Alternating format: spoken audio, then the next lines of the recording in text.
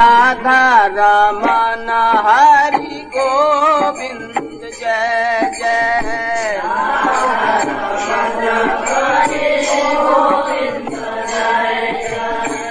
गोविंद जय जय गोपाल जय जय। गोविंद जय जय गोपाल जय जय। गोविंद जय जय गोपाल जय जय। ओम अज्ञानतिमिरन्धस्य ज्ञानाञ्जनशलाकया चक्षुरुन्मिलितं येन तस्मै श्रीगुरवे नमः। जय श्री कृष्ण चैतन्य प्रभु नित्यानंदा श्री अद्वैत गदाधर शिवासादि गौर भक्त वृंदा। हरे कृष्णा कृष्ण कृष्ण हरे हरे, हरे राम राम राम हरे हरे। हरे कृष्णा। श्रीमद् भगवद गीता अध्याय 1 श्लोक 21 और 22। अर्जुन ने कहा, हे अच्युत, कृपा करके मेरा रथ दोनों सेनाओं के बीच में ले चलें, जिससे मैं यहाँ युद्ध की अभिलाषा रखने वालों को और शस्त्रों की इस महान परीक्षा में जिनसे मुझे संघर्ष करना है उन्हें देख सकूं। जैसा पिछली बार हम लोग चर्चा कर रहे थे, अर्जुन श्री कृष्ण को अच्युत कहते हैं। अच्युत अर्थात जो अपनी स्थिति से च्युत नहीं होते। भगवान माया के स्वामी हैं और यह माया जो जीव मात्र को अपनी स्वरूप से च्युत कर देती है, वह भगवान की शक्ति होने के कारण भगवान को प्रभावित नहीं कर सकती। भगवान उसके नियंता हैं। अच्युत का एक और अर्थ यह भी है कि जो अपने प्रण से, अपने वचन से कभी भी मुकरता नहीं, अर्थात हमेशा अपने प्रण और वचन को पूरा करता है। रामचरितमानस में भी कहा गया, रघुकुल रीत सदा चली आई, प्राण जाई पर वचन ना जाई। भगवान श्री राम ने हमेशा अपने वचन की मर्यादा का पालन करा। गीता के 9वें अध्याय के 31वें श्लोक में श्री कृष्ण कहते हैं, क्षिप्रम भवति धर्मात्मा शश्वत शांतिम निगच्छति, कौन्तेय प्रति जानीहि नामे भक्तः प्रणश्यति। कि मेरा भक्त तुरंत धर्मात्मा बन जाता है और स्थायी शांति को प्राप्त होता है। हे कुंती पुत्र, निडर होकर घोषणा कर दो कि मेरे भक्त का कभी विनाश नहीं होता है। अर्जुन अपने प्रभु श्री कृष्ण को उनके इस वचन को याद कराते हुए कह रहे हैं कि हे अच्युत, आपने यह प्रण किया है कि आपके भक्त का कभी भी नाश नहीं होगा। आप इस महायुद्ध में मेरी रक्षा करें कि जिससे मैं धर्म के पथ पर चलते हुए इस युद्ध में, जो कि अच्छाई की बुराई पर, सत की असत पर और ईमानदारी की बेईमानी पर विजय का प्रतीक होगा, मैं किसी भी प्रकार का कोई गलत कार्य, कोई अधार्मिक कार्य ना करूं। इससे आप मेरी रक्षा करें। अधार्मिक कृत करके विनष्ट होने से मुझे बचाएं। भगवान कभी भी अपने वचन से च्युत नहीं होते। हम लोगों को कई बार ऐसा लगता है कि भगवान हमारी प्रार्थना को सुन नहीं रहे। एक बहुत ही गरीब ब्राह्मण थे जो अपनी पत्नी के साथ एक झोंपड़ी में रहते हुए रात दिन भगवान का भजन करते रहते और भगवद गीता का नियमित रूप से अध्ययन करते।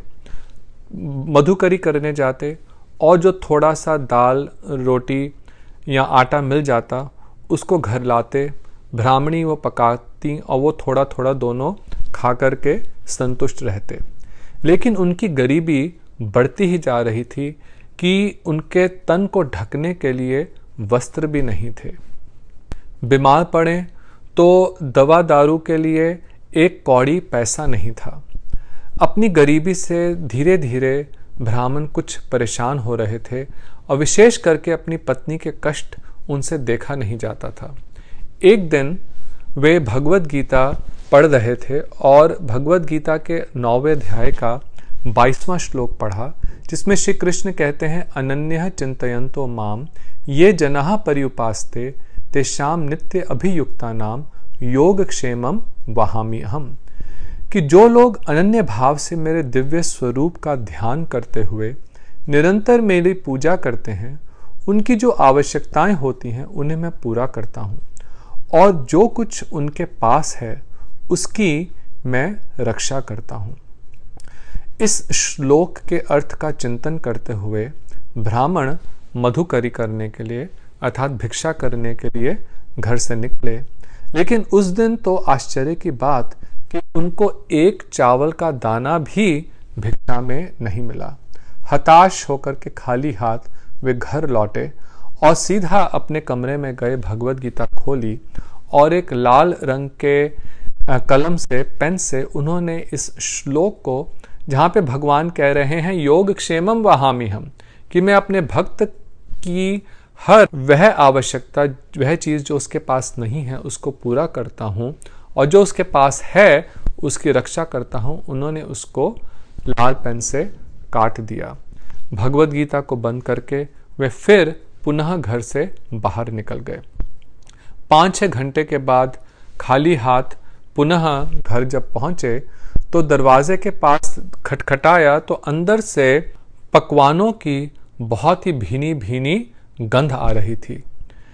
थोड़े से आश्चर्यचकित हुए कि हमारे घर से यह खुशबू कैसे आ रही है। ब्राह्मणी ने दरवाज़ा खोला तो वह देखते हैं कि अंदर चावल, आटे की बोरियां लगी हैं, खूब सारी सब्जियां, फल और नाना प्रकार की खाने की वस्तुएं हैं और ब्राह्मणी ने कई पकवान बना करके रखे हुए हैं। उन्हें लगा कि मैं गलत घर में प्रवेश कर गया हूँ।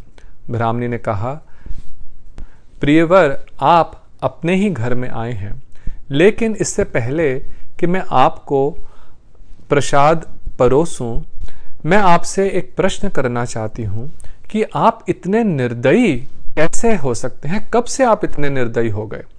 ब्राह्मण यह सुनकर के और भी आश्चर्यचकित, पहले तो यह सब भोजन देख करके और दूसरा यह सुन करके कि वह निर्दयी है। अरे बोलो तो सही, मैंने क्या किया? अरे आपने तो हद ही कर दी। एक छोटे से नन्हे से बालक की पीठ पर कितना कुछ लाद करके भेज दिया। मैंने लाद के भेजा? हाँ, इतना कुछ लाद के भेजा। और यही नहीं, उस बेचारे की पीठ पे आपने लकड़ी से वार करा कि उसके 2 लाल लाल इतनी लंबी निशान बन गए। आपको शर्म नहीं आती ऐसा करते हुए? पहले तो आपने कभी ऐसा नहीं किया। आपको क्या हो गया है? यह सुनते ही ब्राह्मण स्तब्ध हो गए। उनके आंखों से निर्झर अश्रु धारा बहने लगी। वे समझ गए कि वे कौन आए थे। फटाफट भागे भागे कमरे के अंदर गए, अपनी भगवत गीता खोली और इस श्लोक पे गए, तेषां नित्य युक्ता नाम योगक्षेमम वहामि हम। वहाँ पे जो उन्होंने लाल पेन से 2 लाइनें इस श्लोक की काट दी थी, अब वो लाइनें वहाँ पर नहीं थीं। वे समझ गए कि मेरे प्रभु श्री कृष्ण ही स्वयं आए थे यह बताने के लिए कि हे मेरे प्रिय भक्त ब्राह्मण, मैं कभी भी अपने वचन को तोड़ता नहीं हूँ, उस पे हमेशा विश्वास करो।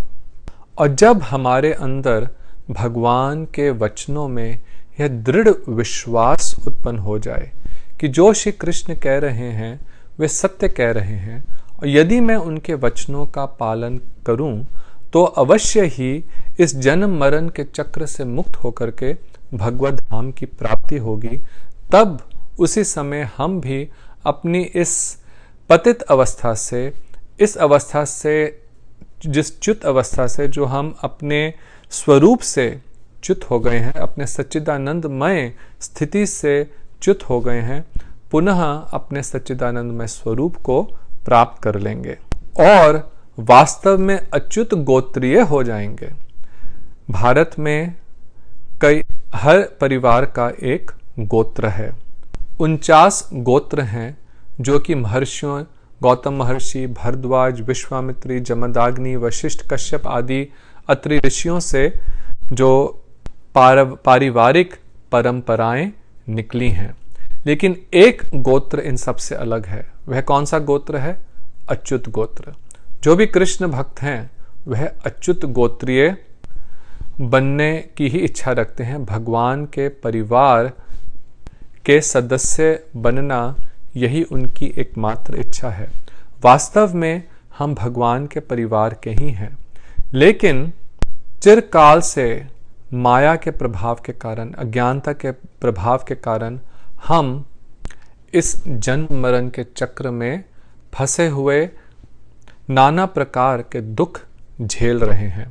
अब भगवान गीता का उपदेश इसीलिए दे रहे हैं कि हम अपनी इस च्युत अवस्था से उठ करके अच्युत अवस्था को प्राप्त करें। और वह अवस्था भक्त की तो ऐसी है कि भगवान भी भक्त के दास बन जाते हैं। यहाँ देखिए तो कृष्ण को अर्जुन कह रहे हैं कि आप मेरे रथ को दोनों सेनाओं के बीच में लेकर के जाइए। अर्जुन कृष्ण को आदेश दे रहे हैं। भगवान की हर लीला में, कृष्ण लीला से पूर्व हम यही देखते हैं कि भगवान के आदेश का उनके भक्त पालन कर रहे हैं। चाहे वो राम अवतार में हो या नरसिंह अवतार में, वराह अवतार में, वामन अवतार में, भक्त ही भगवान के आदेश का पालन कर रहा है। लेकिन भगवान भक्त के आदेश का पालन कर रहे हैं, ये केवल कृष्ण लीला में ही देखा जाता है। इसलिए भगवान कृष्ण की लीला इतनी माधुर्यपूर्ण, वैशिष्ट्यपूर्ण है। जितना एक भक्त भगवान के आदेश को पालन करने के लिए उत्सुक होता है, उनकी सेवा करने के लिए उत्सुक होता है, उससे भी अधिक उत्सुक भगवान अपने भक्त की सेवा के लिए होते हैं। और भक्त और भगवान की इस सेवामय आदान प्रदान को ही रस कहा जाता है। इस प्रेम वैचित्र को रस कहा जाता है। हमारे शास्त्रों के अनुसार भगवान और भक्त के संबंध 5 रस में होते हैं।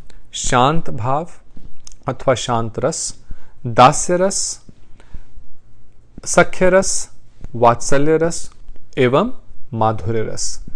कृष्ण लीला से पहले भगवान ने अपनी अन्य लीलाओं में अधिकतर शांत रस और दास्य रस का ही अपने भक्तों के साथ आस्वादन करा। लेकिन अपने पूर्ण पुरुषोत्तम आदि स्वरूप माधुर्य की चरम सीमा स्वरूप कृष्ण लीला में भगवान ने अपने भक्तों के साथ विशेष करके सख्य भाव, वात्सल्य रस और माधुर्य रस में प्रेम का आस्वादन किया है। आगे चल करके इसका हम और अधिक विस्तार से चर्चा करेंगे, परंतु यहाँ पे यह विशेष रूप से समझने की आवश्यकता है कि भगवद गीता हमें उस उत्तम कोटि की साधना की प्रेरणा की शिक्षा दे रही है, ऐसी भक्ति की शिक्षा दे रही है जिससे भगवान भी भक्त की भक्ति के वशीभूत हो जाते हैं। दामोदर भक्ति बद्धम, दामोदर अर्थात कृष्ण को बांधने का एक ही उपाय है और वे है विशुद्ध प्रेममयी भक्ति। श्री चैतन्य महाप्रभु जब दक्षिण भारत की यात्रा में रंगनाथ मंदिर पहुंचे तो वहां उन्होंने एक साधारण से ब्राह्मण को देखा जो बैठ करके भगवद गीता पढ़ रहा था और निरंतर उसकी आंखों से अश्रुधारा प्रवाहित हो रही थी। उसने वह भगवद गीता भी उल्टी पकड़ करके रखी हुई थी, लेकिन वो पृष्ठों को पलटता और निर्झर उसके आंखों से अश्रुधारा बह रही थी। महाप्रभु ने उससे पूछा कि तुम भगवद गीता के किस श्लोक को, किस अध्याय को पढ़ करके इस प्रकार से प्रेम भावना में डूब रहे हो?